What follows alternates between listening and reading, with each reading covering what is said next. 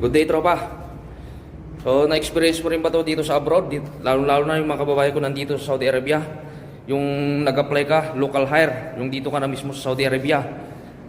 Yung may nakita kang hiring, tapos nung tinanong mo yung offer, sabihin nila, i-discuss na lang daw nila pag nandun na sa opisina. So, ang mahirap lang kasi noon, tinanong na kung magkano yung rate mo bago ka pumunta ron. Sa akin kasi, sinabi ko talaga ang rate ko sa pagiging T-boy dito kasi local hire ako. 2,200 SR plus 300, bali 2,500 ang isang buwan ko. Kasama na yung ano doon, pre-accommodation, pre-transportation. Tapos nung pumunta ako sa opisina, uupiran ka lang ng ano, yung in-applyan ko 1,500 plus 3, 1,500 SR na basic salary, tapos 300 na food allowance. So, although wala namang mali kasi nag-offer lang naman sila. Nasa kanila na yon o nasa atin na yon kung accept natin o hindi.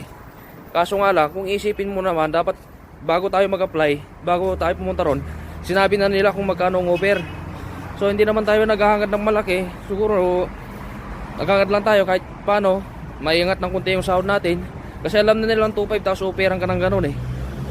So mali yun para sa akin, dapat hindi ganun. Doon pa lang sinabi na kung magkano offer.